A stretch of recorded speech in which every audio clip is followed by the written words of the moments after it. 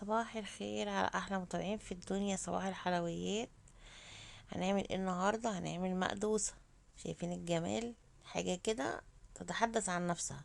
مش عايزه اقول لكم اشمعنى يعني السوريين اللي بيعملوا هم احسن مننا. تعالوا احنا كمان نعمل زيهم. هنعمل بقى النهارده المقدوسه دي عباره عن ايه؟ عباره عن بتنجان بزيت الزيتون والعين الجمل وحاجه كده. يعني بصوا، حاجة كده من الآخر. أنا عامة من الناس اللي بحبها جدا جدا. بوريكم ان انا قافلها بستريتش وكده. يلا بقى، احنا رغينا كتير. لايك وشير للفيديو، سبسكرايب، واللي ما فعلش الجرس يفعله عشان يوصلكوا كل جديد مني، عشان نستفاد كلنا ونفيد بعض، واللي ما يعرفهاش يعرفها. يلا بقى نسمي الله ونشوف مقاديرنا ونشوف هنعمل ايه. ما تنسوش اللايك. اول كده حاجه، يلا نسمي الله. معايا البتنجان ده، بصوا انا حافظاه اهو في المنظم ده. بقاله بتاع 5 ايام. بصوا ما شاء الله، او اسبوع كمان اهو، تقريبا بقول لكم اسبوع. شايفين العنقود بتاعه اخضر، يعني بيثبت لكم ان هو صابح. والله العظيم بقاله اسبوع فعلا في التلاجة، ما بكدب عليكم. طبعا زي ما انتم شايفين انا بقطعه كده اهو بايدي مش بالسكينه. طبعا يستحسن تلبسي جوانتي عشان ما يسودلكيش ضوافرك.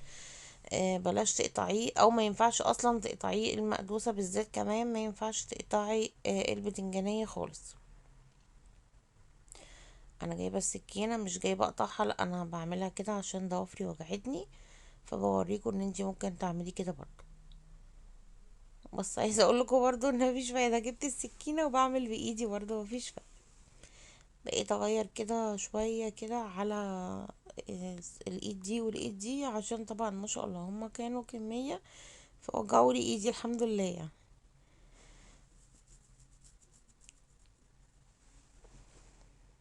طبعا في الميه مش بيتحط اي حاجه خالص، غير شويه ملح. المقدوسة ما ينفعش تحطي خل او ليمون غير بعد ما تستوي، ولو تطلعي واحدة في طبق هتحطي عليها الليمون زي ما انتي حابة. اه احنا طبعا ما بنخليهوش في يوميها زي البتنجان المخلل العادي، لا طبعا هتشوفوا معايا. حطوا لايك بقى وانتوا تتفرجوا كده على الفيديو، ونستغفر كتير ونصلي على الرسول عليه الصلاة والسلام. ونكمل كده مع بعض الفيديو. اول حاجة مع بعض، احنا طبعا هنحط مية بتغلي اهو. وطبعا البتنجان لسه ما اتغسلش، انا هغسله دلوقتي. انا حاطه في طبق كبير عشان احطه في ميه عشان اعرف اغسله كويس. وهخلص كل الكميه بقى كلها واحطه في ميه واوريهولكوا دلوقتي. بصوا بقى، حطيته في ميه كده وسيبته شويه عشان اغسله. طبعا لازم تغسلي البتنجان كويس جدا. طبعا انا هغسله بقى دلوقتي تحت الحنفيه واحده واحده. انا بوريكم ان انا بصوا ما قطعتش حاجه فيه ولا شققته ولا اي حاجه. هغسله طبعا واحدة واحدة تحت الحنفية واحطه في مصفى عبال بس المية ما تغلي. وهوريكم هنعمل ايه مع بعض. لازم تركزوا في الخطوة اللي بعد السلق، لان دي اهم حاجة، لان هي دي اللي هتحافظ على البتنجان يقعد معاكي من السنة للسنة. بصوا بقى، حطيته يتسلق. حطيت ملح زي ما قلتلكوا. المية انا مش بحط فيها اي حاجة، هو دلوقتي هيهبط اصلا.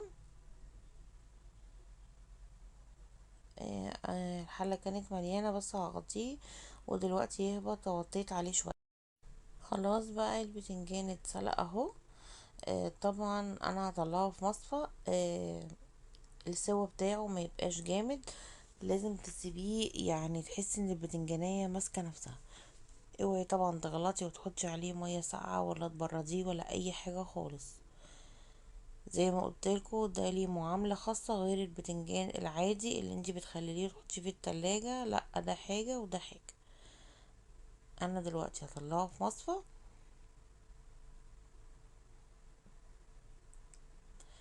آه البتنجان زي ما قلت لكم ده ما بيتحطش عليه ولا خل ولا بابريكا ولا شطة ولا ليمون ولا اي حاجة من اللي احنا بنعملها في البتنجان العادي. وزي ما قلت لكم شايفين هو اصلا سخن ازاي، البخار طالع منه. انا بحاول اتعامل معاه ان هو ما يتهريش ولا يتفتح ولا اي حاجة مني. عشان احنا دلوقتي لسه هنفتحه ولسه هنحط له ملح وهنعمل كل حاجة، بس هسيبه يبرد الاول عشان ما يتهريش مني ولا اي حاجة. يعني ما تعمليش في اي حاجة خالص غير اما يبرد. هطلع بقى الكمية كلها ولما تبرد ارجع لكم. مسكته بقى حطيته في مصفى، قصدي صينية يعني واسعة مفرودة زي ما انتوا شايفين. بس بعد ما هدي شوية، وطبعا عشان يكمل ان هو يبرد اكتر كمان فتحته كده.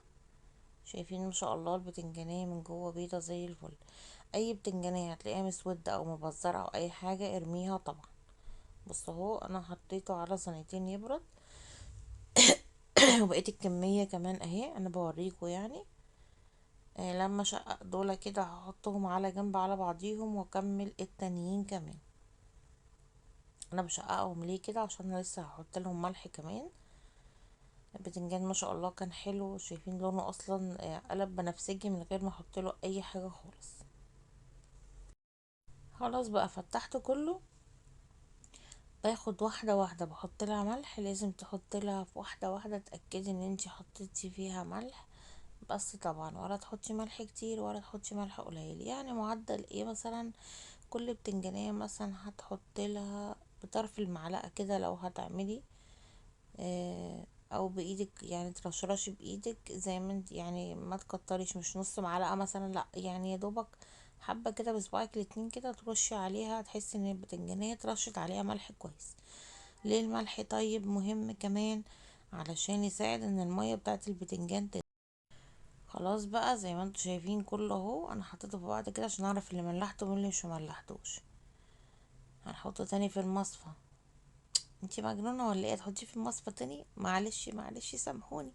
حاولوا تمشوا معايا للاخر. ايوه هحطه تاني في المصفى، والله مش مجنونة ولا حاجة. هحطه ليه في المصفى؟ بصوا طبعا انا حطيته اهو بحطه فوق الوش برضو، يعني كمان عليه من بره ملح. طبعا عشان يملحوا ده اساسي في البتنجان عامة، في اي تخليل لازم تعملي الحركة دي لان البتنجان من جوه اصلا في طبيعته مر جدا.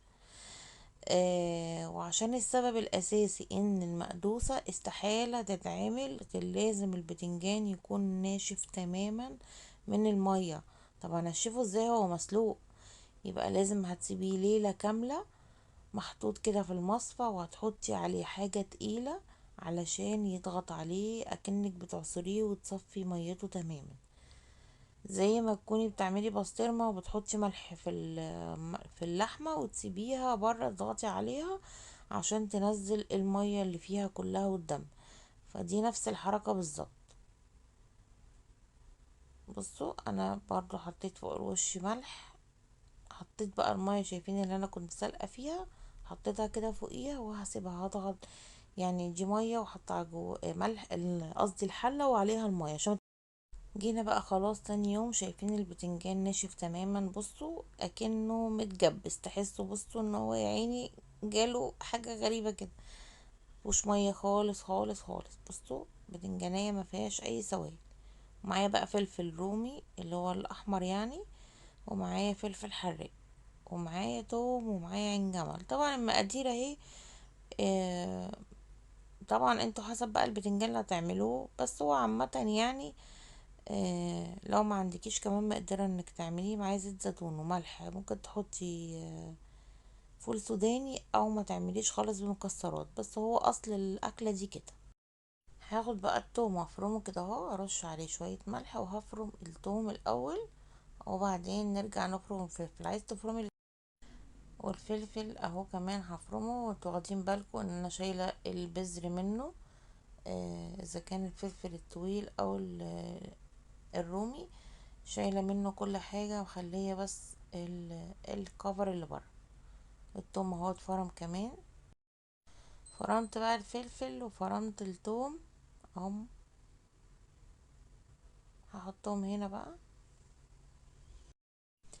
هقلب بقى الفلفل كده على التوم.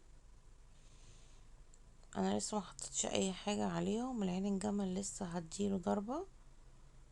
ما عندكيش بقى او مش حابه تعمليه في الكبه، كسريه بايدك، هو يعني ضعيف بيتكسر بسرعه.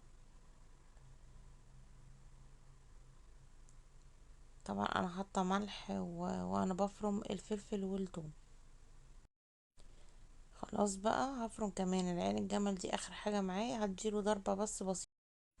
فرمت بقى العين الجمل اهو، زي ما قلت لكم مش فرم يبقى بودره، لا يعني تفرميه كده فرمه بسيطه، يعني تفرمي حبه وتقفلي وتفرمي تاني. ما تطوليش يعني، يدوبك بس تحس ان هو اتكسر، يبقى حاجات صغننه يعني. حط شويه زيت كده. كده كده احنا هنحط طبعا في البتنجان زيت للاخر خالص.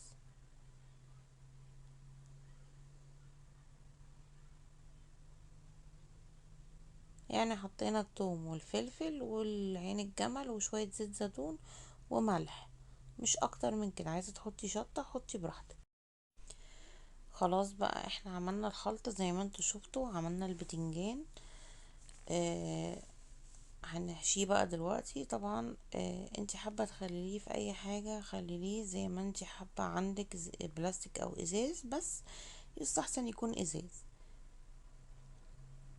طب انا هسيبه برا التلاجة، سيبيه برا التلاجة عادي، مش هيحصل له اي حاجة. بس هتسيبيه برا التلاجة، هتمشي معايا على الخطوات اللي انا قلتلك عليها بالظبط. شايفين البتنجانية كانت ناشفة ازاي؟ شايفين انا سبته قبليها بيوم في المية. قصدي سوري، يعني ان احنا ننزل منه المية. حطيت مية بالحلة تقيلة جدا علشان تخلي البتنجان، وحطيت عليه ملح عشان تخلي الملح طبعا بيساعد ان المية كمان تنزل، وبيخليه بيحيقه يعني. فطبعا الحركة دي والخطوة دي مهمة جدا جدا. ما ينفعش تسلقي البتنجان وتسيبيه يبرد وتخليه في ساعتها، ده البتنجان العادي اللي هيتحط في التلاجة. طيب انا عايزة اعمل كده واعمله زي البتنجان العادي، والله براحتك، بس عامة هو اساسه كده، طعمه كده. يعني في ناس ممكن تقولي مثلا ايه، انا مش بحب زيت الزيتون، انا عايزة اعمله كده بالعين الجمل وعايزة احط زيت عادي. عادي مفيش مشكلة. بس انا بقول لكم الوصفة الاصلية والطعم الاصلي هو زيت الزيتون. انتي حابة تحطي زيت تاني تمام، بس انا عايزة اقول لكم برضو على حاجة معلومة، عشان انتوا عارفين ان انا دايما بحب اقول لكم كل حاجة بصراحة جدا جدا.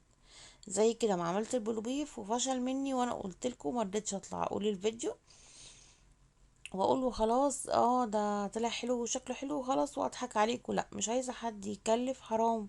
الحاجه بقت غاليه والعيشه بقت غاليه. كل واحد معاه اطفال ربنا يخليهوله، مع اللي معاه طفل واللي معاه اتنين، فمش الموضوع مش محتاج حقل تجارب وترمي الحاجه. فزي ما قلت لكم مش كل حاجه تشوفوها على النت تقلدوها. المهم نرجع لمرجوعنا. الزيت العادي اولا هتحطيه في التلاجة هتلاقيه جمد. وتاني حاجة لو حطيتيه سبتيه برا التلاجة هتلاقيه طعمه خزن.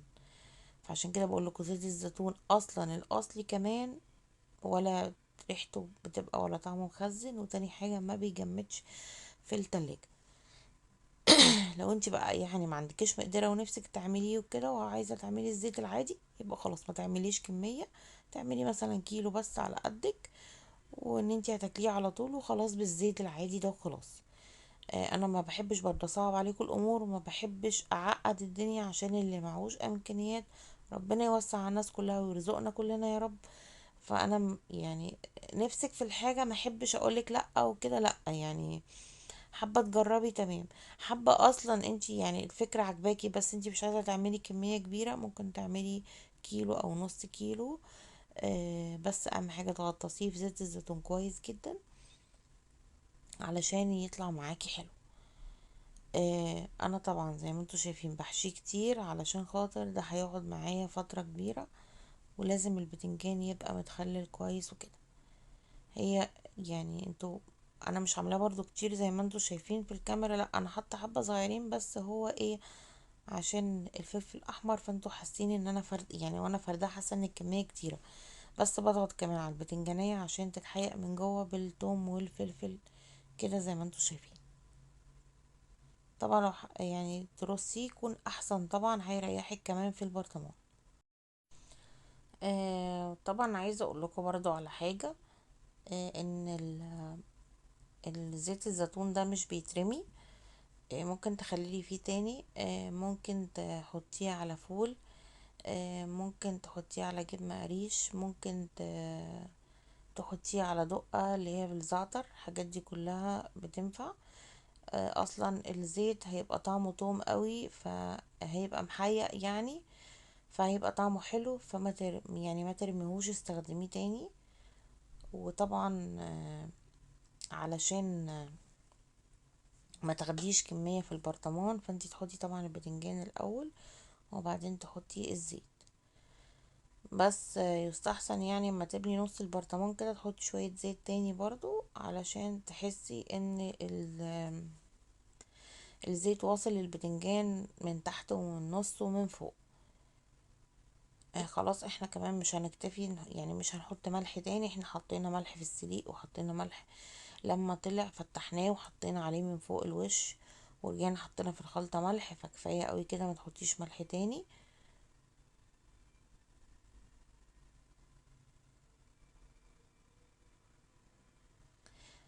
خدوا بالكم يا جماعة، انتي ممكن تحطي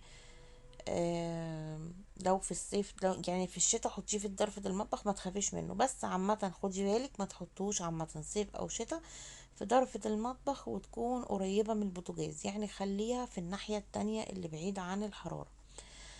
هتنقي حاجة مفتوحة. كلنا عندنا في المطبخ اكيد في ركنة، في اي حاجة في المطبخ تكون مفتوحة، يعني رف او حاجة يكون مفتح ان انتي ما تدخلوش وتقفلي عليه. في الشتاء ما تخافيش، لكن في الصيف حاولي ان انتي تعملي. اما بقى تحطيه في التلاجة لو انتي قلقانة، وتطلعيه قبل ما تاكلي بشوية. ولو انتي اصلا عاملاه بزيت عادي مش زيت زيتون، وزي ما قلتلكوا يعني لو مفيش امكانيات، الزيت طبعا العادي هيتجمد معاكي. طب اعمل ايه؟ هتطلعي البرطمان، هتطلعي منه مثلا بتنجانتين ولا حاجة في طبق، وهتدخليه تاني وتسيبيه يهدى خالص. هتلاقي الزيت ساح وفك ورجع تاني زي ما كان. بس تسيبيه ساعة ولا نص ساعة، الزيت هيرجع بعد ما اتجمد، هيرجع يفك معاكي تاني. فزي ما قلتلكوا انا ما بحبش ازم الدنيا يعني، وكله حلو وكله نعمة ربنا. صدقوني على قد ما قدرتك هتبقى الحاجة حلوة وجميلة. وسبحان الله ربنا بيحلي الحاجة. احنا في نعمة كبيرة جدا، نحمد ربنا كتير جدا على النعم اللي ربنا مديهالنا، لان حقيقي ربنا مدينا نعم كتير جدا جدا. كفاية ان انتي بتعرفي تحركي ايدك ورجلك وعينك وكل اعضاء جسمك، دي تحمدي عليها ربنا 24 ساعة في 24 ساعة. ان دي حقيقي نعمة كبيرة جدا جدا. واحنا يمكن ناس كتيرة بتقعد تقول يا رب انا ليه بيحصل لي كده وكده. لا يا جماعة، احنا واخدين 24 ايراد من الدنيا. طبعا. بصوا انا حطيت كده، شايفين انا مغطساه ازاي، وحطيت الزيت فوق الوش، لازم يتغطى تماما البتنجان، ما يبقاش باين خالص خالص خالص.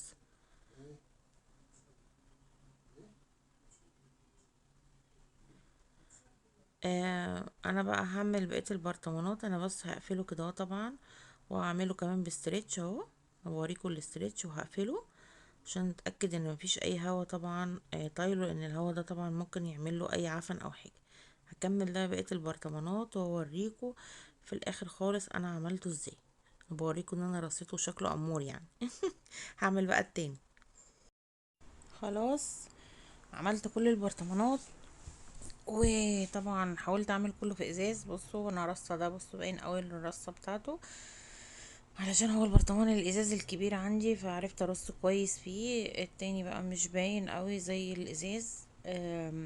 زي ما قلت لكم يعني استحسن يكون ازاز. عرفتوش خلاص. قلت لكم على كل حاجه وطريقه الحفظ وكل المعلومات انا قلتها في الحلقه. ولو حد مش فاهم اي حاجه يكتبوا لي في الكومنتات. بوريكم ان انا قفلته بورق استريتش. لايك بقى وشير للفيديو وسبسكرايب، واللي ما فعلش الجرس يفعله عشان يوصلكوا كل جديد مني. ويا رب تكونوا استفدتوا باي معلومه حتى لو صغنطوطه قد كده. وما تنسوش بقى اللايك، واقول لكم اهلا وسهلا باي حد جديد بقناتي، واقول لكم سلام عليكم.